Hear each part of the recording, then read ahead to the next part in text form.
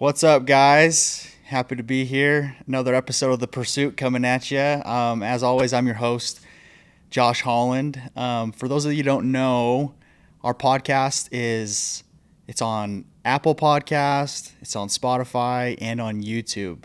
A lot of people don't know that Pros has a YouTube channel. Go follow it. All of the future episodes will appear there. You guys can watch them, send them. Hoping to just bring some value there. So again, YouTube, Apple Podcasts, and Spotify is where you can find it. And we hope to continue to bring you guys some content.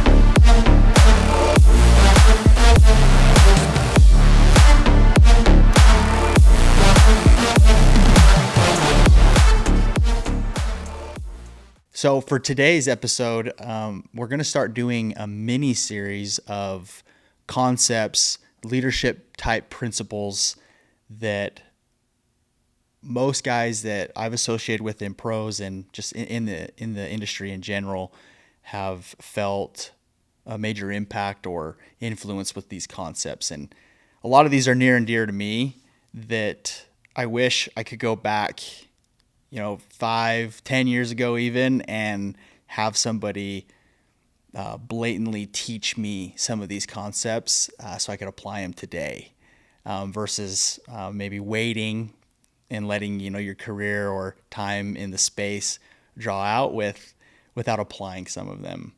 So hope it's impactful. I think that this stuff, if it can be applied, can really transform your business and really simple concepts to understand. So today, it's really just going to be, the main topic will be about confidence and the proponents of confidence. So if you've ever thought to yourself, what makes a confident person, or like there's probably somebody you can think of right now who really is confident or has a display of confidence. It is one of those things that I think everyone wants to have. Everyone wants to have a high level of confidence, but it truly is one of those things that you have to put time and effort into to gain. It is not handed out freely. And one of the main quotes or themes of this episode will be, you must earn the right to be confident. I'll say that again. You must earn the right to be confident. And just like anything in life, that really is a universal principle. Anything you want that's worthwhile has to be earned. So if we look at confidence from afar, and even ask yourself on a scale of 1 to 10, how confident are you? There might be specific areas of your life where you might rank yourself higher, and then other areas, maybe it's lower. But overall, where would you rank yourself? And then ask yourself, why that number? What got you to that number, right? If it's a 5 out of 10, what gave you those 5 points? If it's an 8 out of 10, what gave you those points? And as we go through this, I want you to self-analyze and ask yourself, like, what parts of confidence am I missing? What parts do I have? And what parts am I missing? So we can have real grounded, full sense of self-confidence. So to start, I think some quotes from that I felt like it will really set the tone for what we're about to dive into. These are all from John Wooden, right? And if you guys don't know him, go read Wooden on Leadership. Like it's a phenomenal book. He's an amazing mentor and coach. And just the way he views leadership and those principles, it's a unique take, and it's very applicable to this job. So one of the first ones to kind of set the tone is this: there's perhaps no stronger steel than well-founded self-belief, the knowledge that your preparation is complete, that you have done all the things possible to ready yourself and your organization for the competition, whatever form it comes. Confidence cannot be grafted on artificially.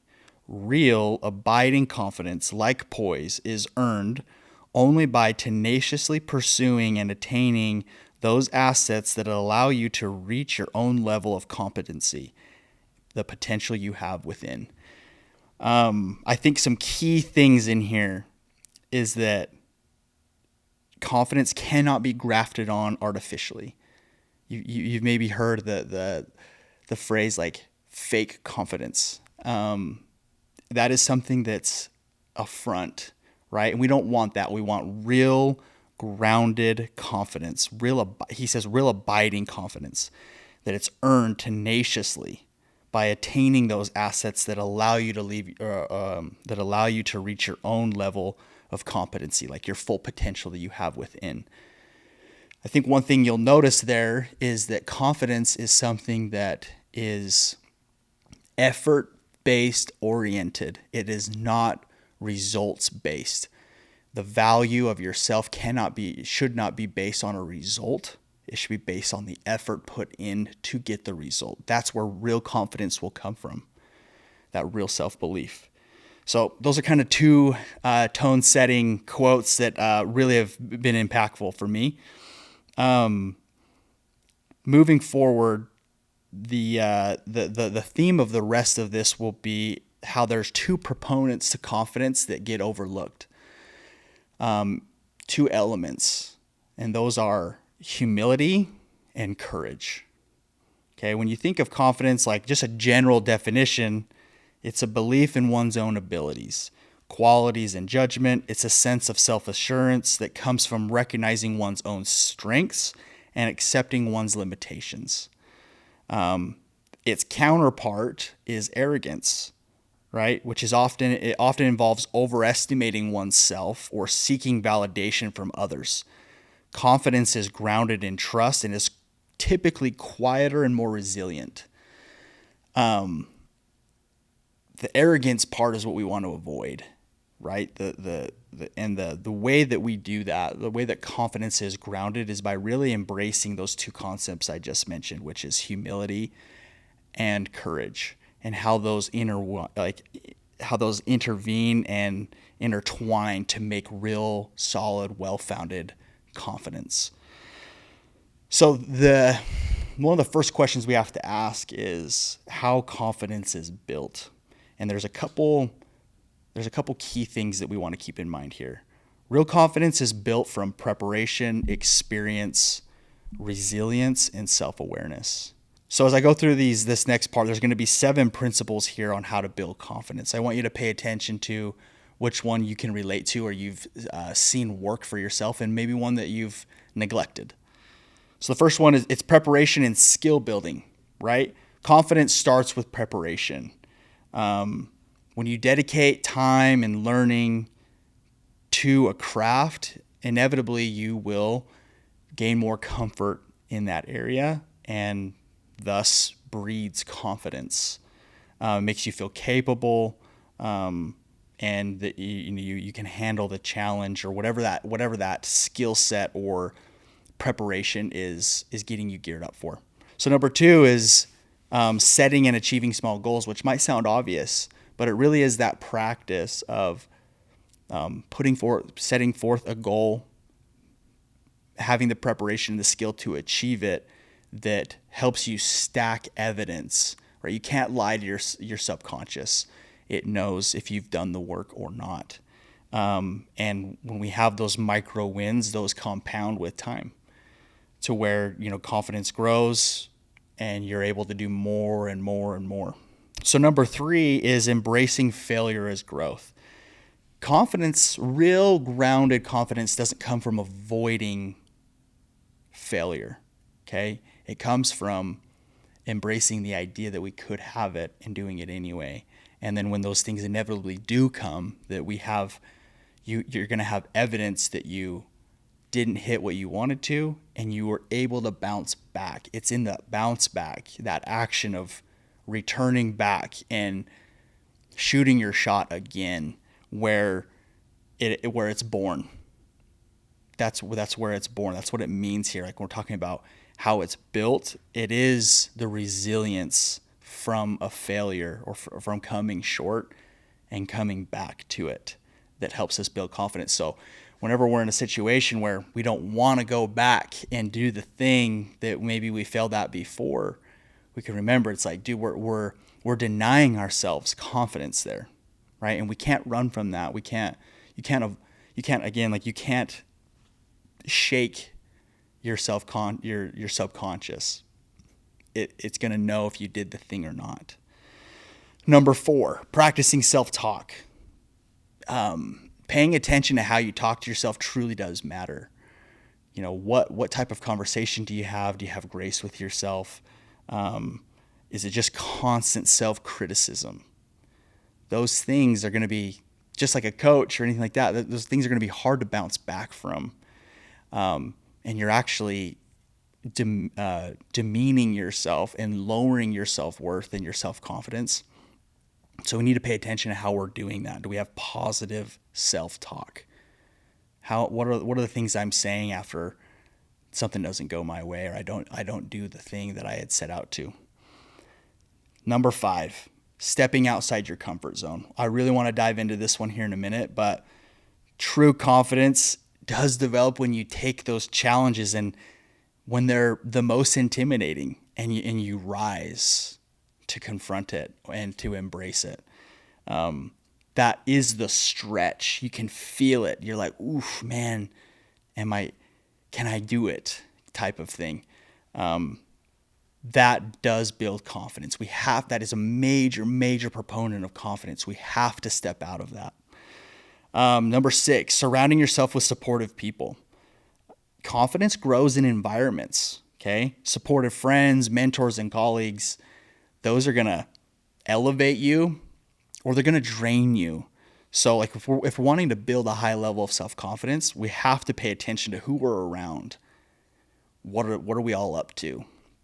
Number 7, and this one I don't think gets enough love right here. It's reflecting on your progress, taking time to notate, look at the things you've accomplished and feel a sense of pride for the things that you have done, right? And it's remembering that it can't always be just this results-oriented thing. It can be the effort that you're proud of. Did you actually do your best? What would you grade yourself on? Your effort level, not on the outcome. And reflecting on that progress and recognizing that, hey, I'm on my way, really is one of those micro things that's going to help you build your confidence. So now that we've gone over, those 7 steps or 7 pillars of building confidence, we want to understand that first piece that I talked about. So where does courage and humility come in here? Right? There really is such a major component that's lost when we don't take into account for how much this impacts true grounded confidence. And I want you to think of this next part as a wheel of confidence. Okay. It's, we'll go over some examples, and I want to show you like how, courage intertwines itself into confidence. So I'm going to go through a couple examples of where courage kind of intertwines in here with confidence. So this first example is just the simple act of preparation and having discipline. Okay. And so preparation provides the knowledge and skills that build a foundation of confidence. Okay. We know that by preparing for something and developing our skills, we're going to have a foundation level of confidence in that area. Courage is actually needed to put in effort consistently. So it's in the consistency. When motivation is up and down, right? Can you do the thing when you don't want to do the thing? Where when you're not feeling like it, that's where courage comes in. And I want you to challenge yourself. There's ever a time where you don't want to do the thing, right? Whatever that thing is. And you're actually confident in that thing, right? We could use knocking doors as an example. Like, you've been proven, you have the skill, you've put in the time, but you have anxiety to knock the door. You have anxiety to go out and knock, or to, whatever it is, to go to the gym. It is in that moment where I don't want to do it. I have anxiety towards it, whatever it is, and I choose to do it anyways. That is courage. That requires courage. And something that's helped me is thinking of that as like, am I a courageous person? I think everyone wants to be courageous, right? That's the hero of any story has courage. But are you actually courageous? Because courage comes in those moments right there where you're not wanting to do the thing. And I think it's a lot easier to ask yourself, like, do I have courage? I think that's a good motivator to be like, well, frick, yeah, I have courage. Like, I'm going to go do the thing, right?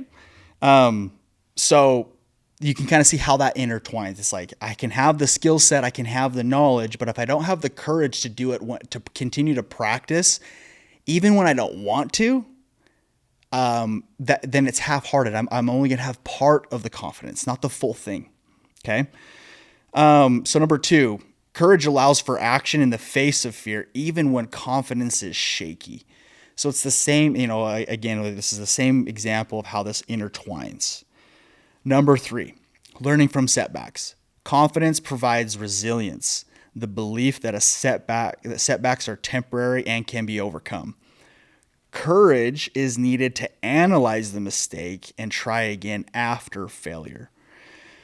So just because we're confident and we're going to be resilient, that's just part of the equation here, right? Like if you've built up enough self-confidence and you fail at something and you do recognize that it is temporary and you are willing to bounce back, that's just one part of it. Where it takes courage to really develop this sense of well-grounded self-confidence is the ability to analyze that mistake after the failure. So it's not just retrying, it's digging deep and facing where you did it wrong and analyzing it. That takes courage. So you can see how, again, that's how it intertwines. Number 4, celebrating small wins. Small achievements validate one's abilities, further reinforcing confidence. Courage encourages people to recognize progress and celebrate, even when it feels minor. Sometimes, like where we are winning the small battles, and we don't feel like it's worthy of celebrating because it's maybe not seen as a big deal. It does take courage to celebrate those small things, and it's like that opposite effect, the thing that maybe you're not thinking of, that actually by being able to apply that practice, it's going to give you more well-rounded self-confidence.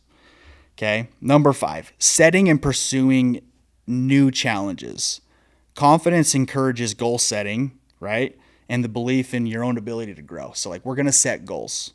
If you're confident, you're going to be setting goals.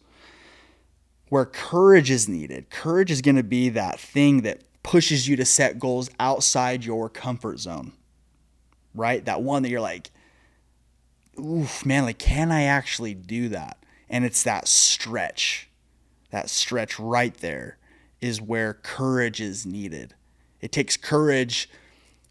You might feel confident saying 100 accounts or X amount of dollars or certain amount of recruits, whatever it is. But what is the thing that stretches you? And would you be willing to vocalize that one? Right? That's what takes courage. And it's in that practice where we're actually building well-rounded self-confidence. I think 2 concepts that need to be understood here is that confidence without courage breeds complacency. Confidence without courage breeds complacency. So it truly is that I've done the preparation, I've built my skill set, and I'm good. I'm confident in this thing. But if I'm not taking actions that stretch me to where I have to exercise my courage muscle, I'm going to become complacent. And in this industry, you see it so much. You see so many guys that are well-founded. They know how to do the thing, but they're not willing to stretch anymore, right? And it's actually a lack of courage. I've had to face that fact myself multiple times where I'm feeling so good about the things that I've done or whatever. I've put in the work, I've earned it, whatever it is. And then you start coasting. And that's a dangerous place to be in because even though you've put in all that work to where now that high level thing is now your comfort zone, right? Where it used to not be, now it is, because you've built up more confidence. You have to continually stretch, or you will fall into to complacency. It breeds it. You have to exercise courage, or the byproduct is complacency. And then the humility piece in all of this. The humility piece is to recognize where your limitations are. Part of being truly confident is not pretending you got it all together. True confidence is when you know where the limitation is, your own limitation. And that requires humility, because that will damn progression. The inability to see where your true limitations are, or the unwillingness to view them, will damn your progression, because your progression in everything, but in this area we're talking about confidence, where it becomes an artificial confidence, and it bleeds into arrogance, overestimating what you truly can do. True confidence doesn't need validation. It knows what it is. You know who you are. You know what you're capable of, and you're okay accepting what your limitations are, and then developing in that area. So you can see somebody who puts in the time, develops confidence, stacks evidence, but if they're unwilling to see where their limitations truly are, their confidence ends there. And then if they're unwilling to stretch, they've gotten to a point where they're good. You can see how that lack of courage will then breed complacency, and that's a dangerous place to be in. So confidence without humility breeds arrogance and disconnect from others.